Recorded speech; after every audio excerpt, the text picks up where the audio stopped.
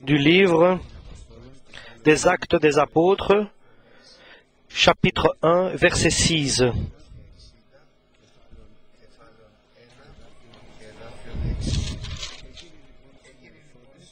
Alors les apôtres réunis lui demandèrent, « Seigneur, est-ce en ce temps que tu rétabliras le royaume d'Israël ?»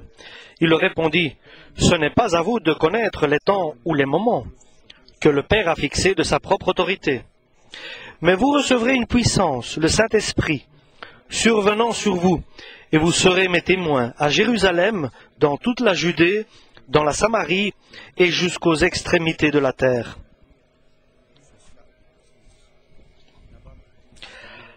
Et allons plus loin, du chapitre 8 du même livre des Actes, chapitre 8, les Actes des Apôtres, chapitre 8 et verset 1. Saül avait approuvé le meurtre d'Étienne. Il eut ce jour-là une grande persécution contre l'église de Jérusalem. Et tous, excepté les apôtres, se dispersèrent dans les contrées de la Judée et de la Samarie. Des hommes pieux ensevelirent Étienne et le pleurèrent à grand bruit. Saül, de son côté, ravageait l'église, pénétrant dans les maisons. Il en arrachait hommes et femmes et les faisait jeter en prison. Ceux qui avaient été dispersés allaient de lieu en lieu, annonçant la bonne nouvelle de la parole. Philippe étant descendu dans une ville de la Samarie, y prêcha le Christ. Les foules tout entières étaient attentives à ce que disait Philippe, lorsqu'elles apprirent et virent les miracles qu'il faisait. Car les esprits impurs sortirent de plusieurs démoniaques, en poussant de grands cris, et beaucoup de paralytiques et de boiteux furent guéris. Et il eut une grande joie dans cette ville. Il y avait auparavant dans la ville un homme nommé Simon, qui, se donnant pour un personnage important, exerçait la magie et provoquait l'étonnement du peuple de la Samarie. Tous, depuis le plus petit jusqu'au plus grand, l'écoutaient attentivement et disaient « Celui-ci est la puissance de Dieu, celle qui s'appelle la Grande ». Ils l'écoutaient attentivement parce qu'il les avait longtemps étonnés par ses actes de magie. Mais quand ils eurent cru à Philippe, qui leur annonçait la bonne nouvelle du royaume de Dieu et du nom de Jésus-Christ, hommes et femmes se firent baptiser. Simon lui-même crut, et après avoir été baptisé, il ne quittait plus Philippe. Et il voyait avec étonnement les miracles et les grands prodiges qui s'opéraient. Les apôtres qui étaient à Jérusalem, ayant appris que la Samarie avait reçu la parole de Dieu, y envoyèrent Pierre et Jean. Ceux-ci, arrivés chez les Samaritains, prièrent pour eux, afin qu'ils reçussent le Saint-Esprit, car ils n'étaient encore pas descendus sur aucun d'eux, mais ils avaient seulement été baptisés au nom du Seigneur Jésus-Christ. Alors Pierre et Jean leur imposèrent les mains, et ils reçurent le Saint-Esprit. Alors Simon vit que le Saint-Esprit était donné par l'imposition des mains des apôtres. Il leur offrit de l'argent, en disant « Accordez-moi aussi ce pouvoir, afin que celui à qui j'imposerai les mains reçoive le Saint-Esprit. » Mais Pierre lui dit, « Que ton argent périsse avec toi, puisque tu as cru que le don de Dieu s'acquérerait à prix d'argent. Il n'y a pas pour toi ni part, ni rien dans cette affaire, car ton cœur n'est pas droit devant Dieu. Reprends-toi donc de ta méchanceté, et prie le Seigneur pour que la pensée de ton cœur te soit pardonnée, s'il est possible, car je vois que tu es dans un fiel amer et dans des liens de l'iniquité. » Simon répondit, « Priez vous-même pour que le Seigneur, pour moi, afin qu'il ne m'arrive rien de ce que vous avez dit. » Après avoir rendu témoignage à la parole du Seigneur et après l'avoir prêché, Pierre et Jean retournèrent à Jérusalem en annonçant la bonne nouvelle dans plusieurs villages des Samaritains. Amen. La question est, quand tu feras ce que nous désirons? Est-ce que maintenant tu vas établir le royaume en Israël que tu as promis depuis des années, qui est promis depuis des années dans ta parole? Quand enfin, Seigneur, tu établiras ton royaume? Et le Seigneur a répondu avec une totale révélation. Et il leur a dit, il ne vous est pas donné de connaître le temps que le Seigneur a établi lui-même. Il n'est pas à vous de connaître le quand que Dieu a établi. Pour vous, vous devez connaître que lorsque vous recevrez la force du Saint-Esprit, et si cette force du Saint-Esprit ne vient pas dans votre vie, s'il n'y a pas une existence, une relation entre vous et Dieu, pas simplement le baptême du Saint-Esprit, et ni de vivre selon l'Esprit, mais s'il n'y avait pas de marcher selon l'Esprit Saint. C'est alors que vous recevrez la force. Le temps viendra jamais pour vous. Mais si le Saint-Esprit viendra et vous prendrez cette force du Saint-Esprit, alors vous serez mes témoins, d'abord à Jérusalem, après dans toute la Judée, et puis dans la Samarie, et puis jusqu'aux extrémités de la terre. Donc, c'est une réponse qui révèle ce qu'il fallait que les apôtres fassent d'abord. Et à Jérusalem, tout Jérusalem a cru et l'œuvre du Seigneur a grandi et il y avait des signes, des prodiges qui s'accomplissaient par les mains des apôtres. Et l'instant vient pour que la parole de Dieu s'agrandisse et des 120 où s'agrandit l'Église du Christ, des 120 qui ont reçu d'abord les premiers le Saint-Esprit, parce qu'à un moment, tous les chrétiens ont été chassés vers l'extérieur. Et le temps est venu pour que la parole soit étendue vers la Samarie aussi. Et vous voyez qu'il y a un historique, il y a un chemin, il y a une suite chronologique. D'abord, à vous, force du Saint-Esprit d'abord. Alors vous devenez mes témoins à Jérusalem. Après, vous allez devenir témoins dans toute la Judée. Et maintenant, il est venu le temps de la Samarie. Des Samaritains. C'étaient des ennemis des Israéliens, mais proches de la Judée. Et le temps est arrivé.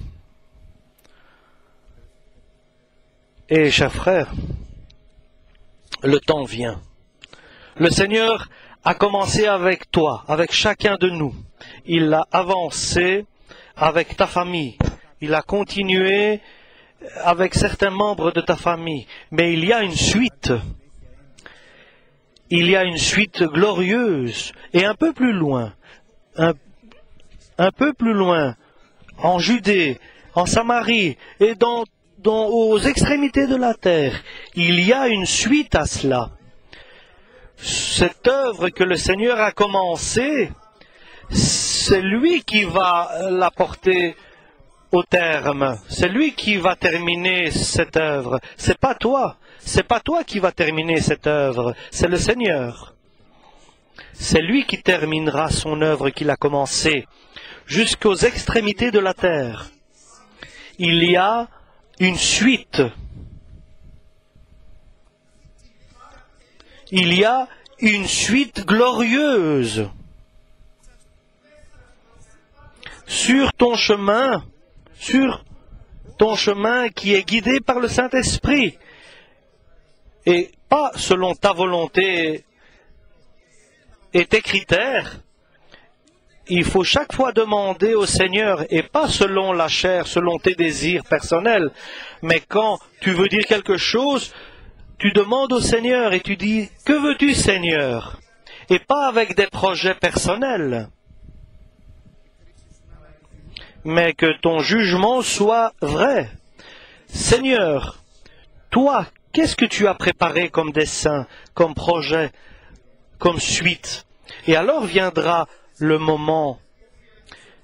Philippe, jamais il ne pensait partir de l'église de Jérusalem où il était un diacre. Il pensait jamais à cela, de quitter cet endroit. Et jamais personne n'a pensé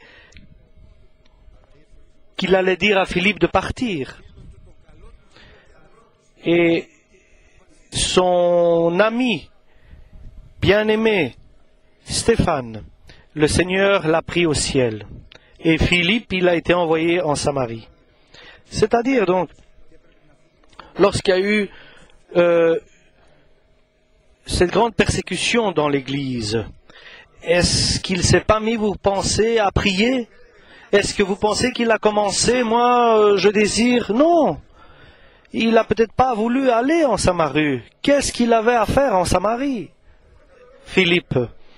Et c'est une pensée humaine, ce que je vous dis là. Mais dans un endroit où Philippe n'aurait sûrement pas voulu aller, c'est en Samarie. Parce qu'il était devant un ennemi et les Juifs ne parlaient pas aux Samaritains. Mais ici, Philippe devait parler aux Samaritains, qui étaient des ennemis pour les Israéliens. Mais Philippe n'a pas perdu, et nous voyons le résultat. Il n'a pas perdu sa relation personnelle avec Dieu. Au contraire, maintenant que les choses, la situation est plus difficile, maintenant qu'il y a cette persécution, maintenant que je ne peux plus rester à Jérusalem, Seigneur, où je dois aller, que dois-je faire? Et il approchait de plus en plus le Seigneur à cause des besoins et des difficultés et des temps difficiles. Il y avait une persécution partout. Paul entrait dans les maisons et sortait les chrétiens et les guidait dans les prisons et les emmenait dans les prisons. C'était des situations difficiles. Et il est allé en Samarie. Et en Samarie, il faisait attention aux relations qu'il avait avec les hommes. Oui, il est allé peut-être avec crainte et il n'avait pas préparé des paroles qui allaient persuader les personnes. Mais lui, ce qui l'intéressait, c'est d'avoir des paroles spirituelles, des paroles du Saint-Esprit. Et quelque part, quelque chose comme ça, il a dû se passer.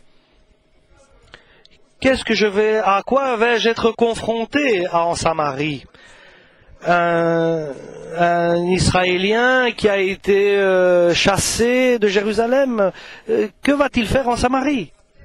Je pense qu'il aurait voulu aller peut-être dans un endroit plus en sécurité, un endroit moins difficile, je dirais.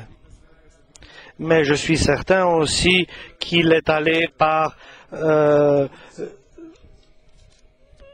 chemin que le Seigneur lui avait ouvert. Il y a des moments où tu dois partir, tu dois quitter, tu dois changer. C'est la fin d'une époque.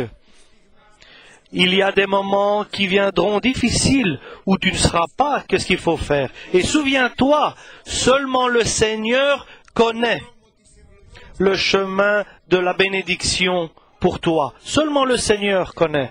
Et fais attention. Seulement par la grâce et par ta propre humilité, tu vas créer des relations saintes avec ton entourage où tu te trouves. Ce n'est pas des choses simple. Le diable tourne autour de chacun des chrétiens pour essayer d'attraper et d'avaler quelqu'un. Qui perdra son chemin? Qui perdra la protection dans un proche alentour d'un entourage qui n'est pas que des amis, mais des ennemis. Et là, il est en Samarie, il y a des ennemis partout. Et il y avait Simon, un magicien, qui étonnait ceux qui le voyaient. il y a beaucoup de magiciens qui s'expriment, qui font des expériences. Mais lorsque Philippe est venu, il a fait la différence. Il n'a pas fait des magies. Il n'a pas fait des... mais il chassait le diable et il libérait les personnes qui étaient sous la domination des esprits mauvais. Et il guérissait tous ceux qui étaient malades. Et on voyait la différence. Il y avait le magicien qui étonnait par ses actes de prestidigitateur, et il y avait Philippe qui faisait des miracles. Et tous les hommes disaient, devant ces actes du Christ par la main, par Philippe, et il discernait. Il faisait la distinction entre Simon le magicien et Philippe le chrétien. Et voyons un homme qui sort des lapins de sa manche et qu'il descend du feu d'un endroit et qu'il fait des prodiges. Ou bien nous avons besoin que nos malades soient guéris. Ou bien nous avons besoin que les personnes soient libérées de la force du diable et de l'emprise du diable. Et tout le monde a couru vers lui, vers Philippe. Et Simon disait, c'est moi la force divine. Simon disait, c'est moi qui est le plus intéressant. Mais Philippe disait, pas moi, mais le Christ est le plus important. Et on voit une grande différence entre Philippe et Simon. Et tout le monde a tourné son dos à Simon et s'est tourné vers Philippe, lequel annonçait la parole de Dieu et Jésus-Christ crucifié. Et aux paroles de Philippe, Dieu était témoin et il agissait. Et sa parole est vivante et elle agit. Elle est plus tranchante qu'une épée à deux lames, à deux tranchants. Et elle est si puissante, elle est puissante pour ceux qui reçoivent le salut. Et ceux des Samaritains qui haïssaient les Israéliens ont reconnu la grandeur et la puissance de Dieu. Et ils apportaient leurs besoins et leurs requêtes devant Philippe. Et Philippe donnait la bénédiction par Jésus-Christ, la guérison par Jésus-Christ. Et il les baptisait au nom de Jésus-Christ. Et ils allaient vers Philippe, qui, les ennemis des Juifs, les Samaritains, ceux qui étaient incrédules, ceux qui étaient loin dans la foi. Et ils approchaient Philippe et ils devenaient proches par le baptême de Jésus-Christ. Ils devenaient des pierres vivantes pour Dieu. Et dans ce temps-là, le royaume de Dieu s'édifiait en Samarie. Et là où les Samaritains ne l'attendaient pas, et là où Philippe non plus ne l'attendait pas, ou là où les apôtres ne l'attendaient pas, ni Pierre, ni Jacques, ni Jean, et là où personne n'attendait, ou ne s'attendait à cela. Et Dieu est venu en Samarie. Et il est arrivé que Simon, le magicien, reçoive la foi et qu'il donne une grande attention à Philippe. Mais dans la vie de Simon, ici il y a un message très important. C'est que dans la vie de Simon le magicien, les anciennes choses de sa vie n'étaient pas parties, n'étaient pas sorties. L'Écriture nous dit que quelqu'un qui reçoit l'enseignement divin, il doit tout retirer de ce qu'il a à l'intérieur, toutes ses connaissances, il enlève tout ce qu'il a en lui, il vide complètement son cœur, sa vie, sa pensée, il fait le vide total et il reste libre de ce qu'il va être éduqué maintenant par Jésus. Il ne garde rien de ce qui est ancien. Et ils étaient là, ils patientaient, ils attendaient, ils recevaient avec patience l'enseignement. Et celui, il est là, il patiente que le Christ le remplisse, qu'il lui donne, qu'il le remplisse par le royaume des cieux, qu'il le remplisse par le Saint-Esprit, qu'il le remplisse par sa bonté et sa miséricorde. Mais Simon le magicien n'a pas vidé, ne s'est pas vidé de tout ce qu'il connaissait, de ce qu'il avait ancien en lui, de son ancienne vie. Et l'apôtre Paul nous dit, tout ce que je considérais qui était grand et important, maintenant j'ai compris que pour moi c'est un danger devant la connaissance de Dieu. Vide ce que tu avais avant dans ta vie, vide ta vie de ce que tu avais, des pensées, des opinions et des recherches que tu avais dans ce monde, de tout ce que toi tu croyais être important, et laisse le Seigneur remplir ta vie. Personne nous dit d'arrêter de travailler et de nous occuper de nos enfants. Non, bien sûr, nous devons toujours, c'est évident que nous devons nous occuper de cela aussi. Mais chaque chose, nous devons la vider, ce qui est ancien, ce qui n'est pas agréable à Dieu. Enlève, chasse, et je chasse tout ce qui est en moi qui est négatif vis-à-vis de la parole de Dieu. Je voudrais que toi tu remplisses et que tu inondes ma vie, Seigneur. C'est pour cela, comme l'Écriture nous dit, il était près de Philippe et il attendait de voir, donc Simon le magicien. Et il voyait ce que Philippe faisait des grandeurs. Il lui a pris la gloire, on pourrait dire. Il lui a pris le pouvoir. C'est comme ça qu'il considérait en lui. Et il s'est mis à côté de Philippe. Il marchait à côté de lui. Et lorsqu'ils ont appris à Jérusalem en Samarie, ils ont accepté la parole annoncée du Christ crucifié, ils ont envoyé Pierre et Jean. Ils sont approchés en Samarie, ils ont vu la grâce et les actes que Dieu avait accomplis.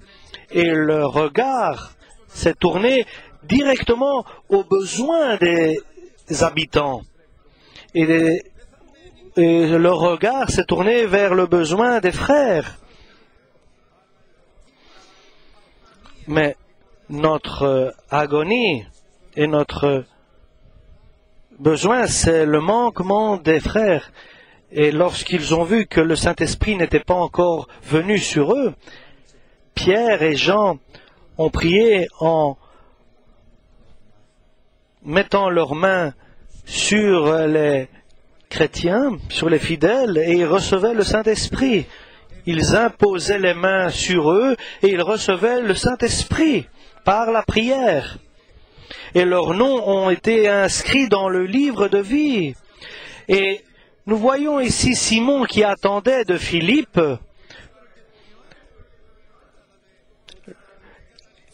Simon a compris qu'il devait abandonner Philippe et se tourner vers Jean et Pierre. Mais tu ne dois pas attendre des hommes, mais d'attendre tout de Jésus-Christ, parce que sinon tu seras déçu des hommes. Parce que parmi les hommes, il y aura toujours quelqu'un de meilleur, et tu te tourneras toujours d'une personne à une autre. Mais seulement vers le Christ, tu trouveras en tout point parfait, la personne parfaite des choses divines. Et ici, Simon s'est tourné vers Jean et Pierre, et il attendait de Pierre et de Jean de recevoir quelque chose d'eux. Et ce qu'accomplissaient Pierre et Jean se faisait par Saint-Esprit, et Pierre donnait le Saint-Esprit par l'imposition des mains. Et Simon pensait que c'était Pierre et Jean qui donnaient le Saint-Esprit. Mais nous savons que c'était le Christ derrière Jean et Pierre qui venaient et baptisaient les fidèles. Et son attention est partie de celle de Philippe et s'est tournée vers Jean et Pierre et leur a dit, « Donnez-moi aussi ce pouvoir que vous avez. Comme ça, sur celui à qui j'imposerai mes mains recevra le Saint-Esprit. » Et Pierre a compris. Et il écrit dans les Actes des Apôtres, il est écrit qu'il lui répond, que ton or soit avec toi dans la perdition, parce que tu as cru que ce qui est un don de Dieu, qui est gratuit, s'acquiert avec de l'argent.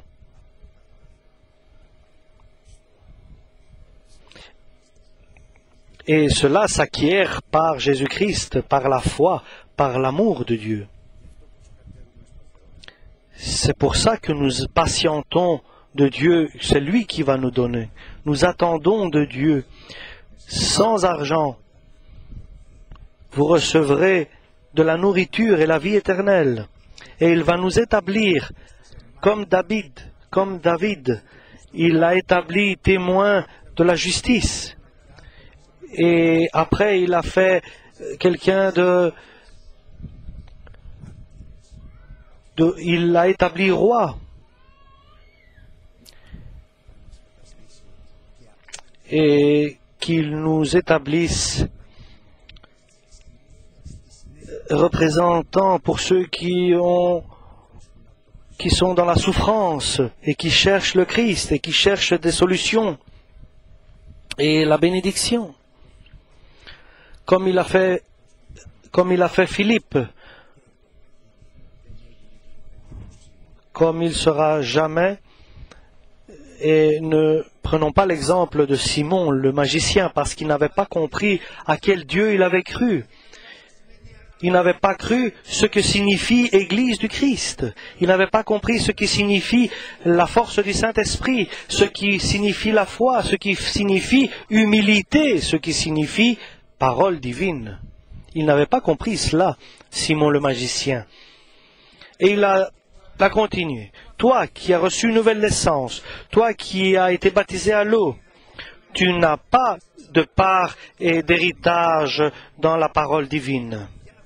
Parce que ton cœur est rempli d'amertume, ton cœur n'a pas été sincère devant Dieu. Tu ne demandes pas d'abord le royaume de Dieu et sa justice, tu demandes pas d'abord le Christ dans ta vie, mais tu demandes par l'Église de devenir riche, de prendre, de combler tes besoins, tes désirs personnels, et tu fais des discriminations par rapport aux hommes. Tu n'attends pas le Christ. Et parce que celui qui attend des hommes une bénédiction et une couverture de ce qu'il a besoin, il n'est pas digne de recevoir l'héritage du royaume de Dieu, parce que son cœur n'est pas sincère devant Dieu. C'est pour ça que Pierre aime Simon le magicien. Il ne s'arrête pas là, il dit de se repentir, il lui demande de se repentir de ses pensées et de ses désirs. Comprends l'erreur que tu fais, reprends-toi, reviens.